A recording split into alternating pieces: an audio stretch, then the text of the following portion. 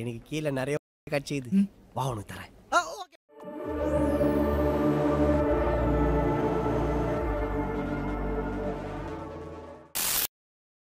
Infinity சாகாக்கு அப்புறம் மார்வல்ல இருந்து வந்த நிறைய படங்கள் அண்ட் சீரீஸ் பாதிக்கு பாதி நிறைய பேருக்கு பிடிக்காம தான் போச்சு. ஏன்னா ஏகப்பட்ட தேவையில்லாத கண்டென்ட்டை இறக்கிட்டே இருந்தாங்க. மல்டிவர்ஸ் சாகாவோட இனிஷியல் ஸ்டேஜஸ் எடுத்து பாத்தீங்கன்னா ஒரு வருஷத்துல எனக்கு தெரிஞ்ச ஒரு 10 ப்ராஜெக்ட் ரிலீஸ் ஆயிருக்கும்னு நினைக்கிறேன். 4 படம் 5-6 சீரீஸ் ரிலீஸ் ஆச்சு.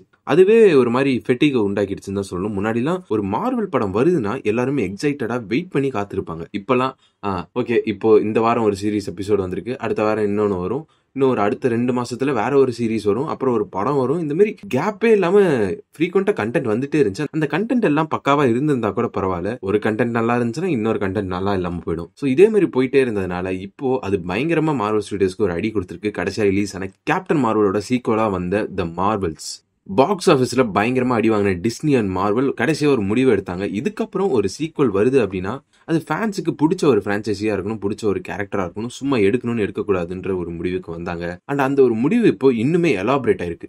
இதுக்கப்புறம் மார்வலுக்கு நிறைய டிஸ்னி பிளஸ் ஷோஸ் வரப்போறது இல்ல. ஒரு வருஷத்துக்கு 1 இல்லைன்னா 2 டிஸ்னி பிளஸ் ஷோஸ் தான் கொடுக்க போறாங்க. அண்ட் இதுக்கப்புறம் மார்வலோட ஃபோக்கஸ் ஃபுல்லாவே படங்கள் மேலதான் இருக்க போகுது, தியேட்ரிக்கல் ரிலீஸ் மேலதான் இருக்க போகுது. ஃபார் எக்ஸாம்பிள், இன்ஃபினிட்டி சாகல் எடுத்து பாத்தீங்கன்னா மார்வலோட ஃபுல் ஃபோக்கஸ்மே அவெஞ்சர்ஸ் மேலதான் இருந்திருக்கும்.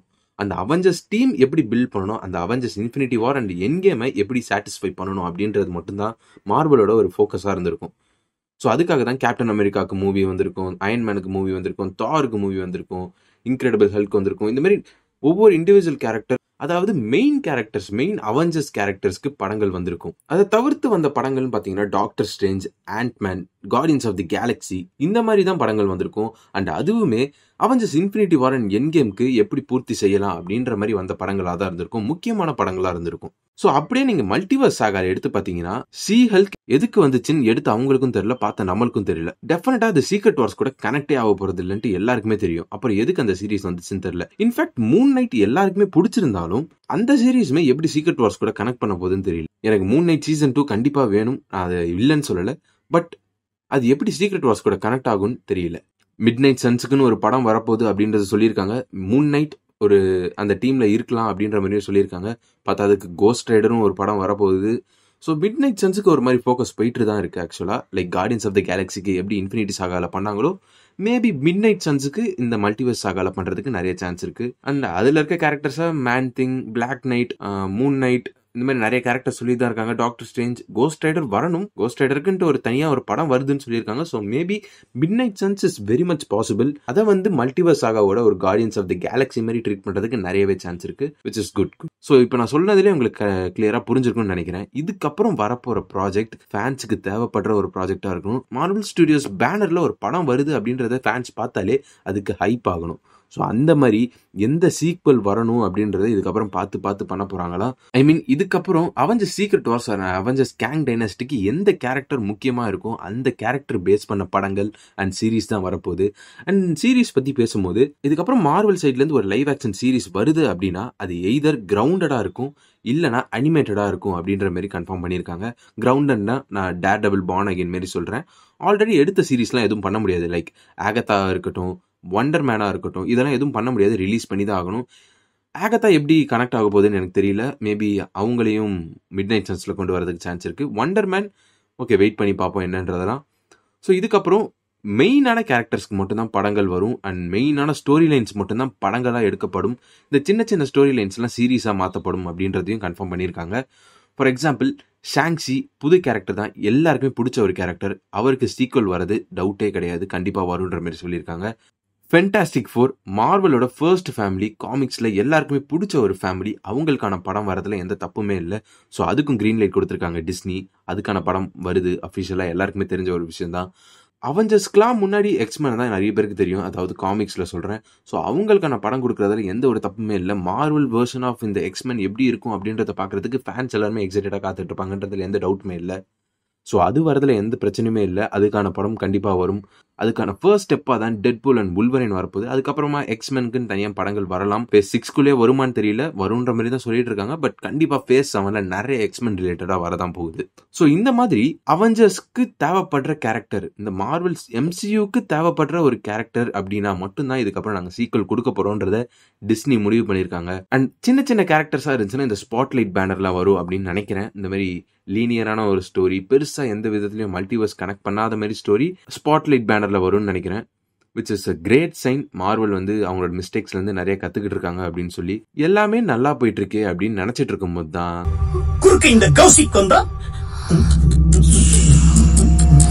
சோனிக்கும் மார்வலுக்கும் பிரச்சனை நடக்கிறது ஒன்றும் புதுசு கிடையாது. ஆக்சுவலா நோ வே ஹோம் நடக்கிறதுக்கு முன்னாடி டாம் ஹாலண்ட் ஸ்பைடர்மேன் இதுக்கப்புறம் மார்வல்கே கிடையாதுன்ற மாதிரி எல்லாம் பிரச்சனை பண்ணிட்டு இருந்தான் சோனி. அதே மாதிரி தான் இப்போ இந்த படம் ரிலீஸ் ஆகிறதுக்கு முன்னாடி நிறைய பிரச்சனை பண்ணிட்டு இருக்கான். ஆக்சுவலா இந்த படம் வந்து 2026 தான் ரிலீஸ் ஆகணும் அப்படின்ற மாதிரி மார்வல் ஸ்டுடியோஸ் நினைச்சிட்டு இருந்திருக்காங்க. இவன் உள்ள வந்து 2025 வேணும்னு கேட்டிருக்கான். நோ வே ஹோமை விட பெரிய மல்டிவர்சல் மூவியா இருக்கணும்னு கேட்டிருக்கான். ஆண்ட்ரியூ அண்ட் டோபி அந்த படத்துல இருந்த மாதிரி இந்த படத்துலயும் இருக்கணும்னு கேட்டிருக்கான். பத்தாவதுக்கு மைல்ஸ் மொரால்ஸும் வேணும்னு கேட்டிருக்கான். சோ இவ்வளவு கண்டிஷனை ஒரே படத்துல ஃபுல்ஃபில் பண்ண முடியுமா அப்படின்னு கேட்டீங்கன்னா பண்ணலாம். பட் இப்பவே அதெல்லாம் பண்ணணுமா அப்படின்றது தான் ஒரே கேள்வியா இருக்கும். ஏன்னா மார்வல் ஸ்டுடியோஸ் அண்ட் டாம் ஹாலண்டுக்கு இந்த ஸ்பைடர்மேன் 4ன்றது ஒரு கிரவுண்டடான மூவியா இருக்கணும் வித் கிங் பின், டேர்டெவில் அவங்கலாம் வச்சு. பட் சோனி உள்ள வந்து இந்த மாதிரி மல்டிவர்சல் மூவி கேட்கும் போது தான் ரெண்டுமே சிங்க் ஆகாத மாதிரி இருக்கு. பட் இந்த பிரச்சனை எல்லாமே எங்க இருந்து ஸ்டார்ட் ஆச்சு அப்படின்னு கேட்டீங்கன்னா மேடம் வெப்போட ஃபெயிலியர் தான். ஆக்சுவலா இந்த மேடம் வெப் வந்து சக்சஸ் ஆயிருந்துச்சுன்னா அதுல இருந்து தான் அவங்க பிரான்ச்சைசி பில்ட் பண்ற மாதிரி இருந்திருக்காங்க சோனி. பட் இது ஒரு மிகப்பெரிய ஃபிளாப் ஆயிருக்க காரணத்தினால இதுக்கப்புறம் இந்த ஸ்பைடர்வர்ஸ் வந்து வளருமா அப்படின்றதே ஒரு டவுட் ஆயிருக்கு. Venom 3 could be the last movie of Sony spiderverse. So இந்த மாதிரி தொடர்ந்து கெட்ட நியூஸா வந்துட்டு இருக்கும்போது ஒரு வழியா இப்போ ஓரளவுக்கு நல்ல நியூஸ் ஒன்று வந்திருக்கு. அது என்னன்னா இப்போ மார்வல் அண்ட் சோனி ஒரு அளவுக்கு ஒரு காம்ப்ரமைஸ்க்கு வந்திருக்காங்க. ரெண்டு பேரோட நீட்ஸையுமே ஃபுல்ஃபில் பண்ற மாதிரி ஒரு படம் எடுக்கலான்ற மாதிரி தான் வந்திருக்காங்கன்ற மாதிரி ரிப்போர்ட்ஸ் வந்துட்டு இருக்கு. எப்படின்னா அந்த படம் ஃபுல்லாவே கிரவுண்டடா தான் இருக்கும் with some multiversal elements. உதாரணத்துக்கு இந்த படம் ஃபுல்லாவே டேர்டெவில், ஸ்பைடர்மேன், கிங் பின் வச்சு ஒரு ஸ்ட்ரீட் லெவலா போகிட்டு கடைசியில ஒரு மல்டிவர்சல் கனெக்ட், சீக்ரெட் வார்ஸ்க்கு கனெக்ட் பண்ற மாதிரி எதனா ஒரு கேமியோ ஆர் எதனா ஒரு வில்லன் என்ட்ரி ஆர் மேபி அந்த ரெண்டு ஸ்பைடர்மேனையும் திரும்ப கொண்டு வருது போஸ்ட் கிரெடிட்ஸ்ல, இந்த மாதிரி எதனா ஒரு விதத்துல மல்டிவர்சல் கனெக்ட் கொடுக்கலாம், சீக்ரெட் வார்ஸ்க்கு கனெக்ட் கொடுக்கலாம். இப்போதைக்கு ரெண்டு பேருமே ஒத்து போயிருக்காங்க அப்படின்ற மாதிரி நியூஸ் வர ஆரம்பிச்சிருக்கு. இது உண்மைனா ரொம்பவே நல்ல விஷயம் இது. பட் 2025 ரிலீஸ் ஆகுமா 2026 ரிலீஸ் ஆகுமான்றதே இன்னொரு கேள்விக்குறியா தான் இருக்கு. என்னை பொறுத்த வரைக்கும் 2026 ரிலீஸ் ஆகலாம். ஏன்னா ஆல்ரெடி மார்வலுக்கு 4 பெரிய படம் ரிலீஸ் ஆக இருக்கு.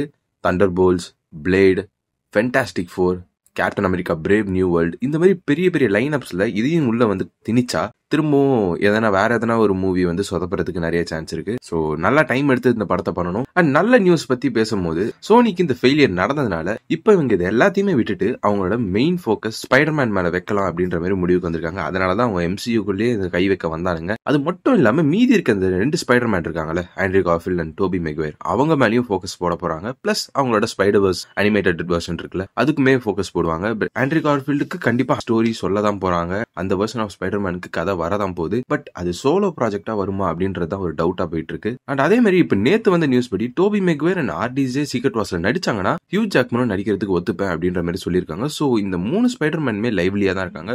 பிளஸ் மைல்ஸ் மொரால்ஸோட அந்த அனிமேட்டட் வெர்ஷன், இது மட்டுமே மெயின்டைன் பண்ணாங்கன்னா அவங்களுக்கு காசு வந்துகிட்டே இருக்கும். சோனிக்கு மெயின் பிரச்சனை காசு, மார்வலுக்கு அவங்க கதை நல்லா இருக்கணும். ஸோ இப்போ வந்திருக்க முடிவுபடி ரெண்டு பேருக்குமே நடக்குது. ஸோ இது ஃபைனலைஸ் ஆகும்னு நினைக்கிறேன். கூடிய சீக்கிரம் அப்டேட்ஸ் வர ஸ்டார்ட் ஆகிடும். ஸோ இந்த சேஞ்சஸ் எல்லாமே மார்வல்ல எந்த விதத்தில் அஃபெக்ட் பண்ணுது, நல்ல விதமா அஃபெக்ட் பண்ணுதா, அவங்களுக்கு ப்ராஃபிட் வருதா என்னன்றதெல்லாம் வெயிட் பண்ணி தான் பார்க்கணும். ஸோ இந்த சேஞ்சஸ் எல்லாத்தையும் நீங்க எப்படி பாக்குறீங்க அண்ட் உங்க ரியாக்ஷன் இதுக்கு என்ன அப்படின்றத மறக்காம கமெண்ட் செக்ஷன்ல மென்ஷன் பண்ணிட்டு போங்க. நான் சீக்கிரம் சந்திக்கிறேன். See you soon. Bye.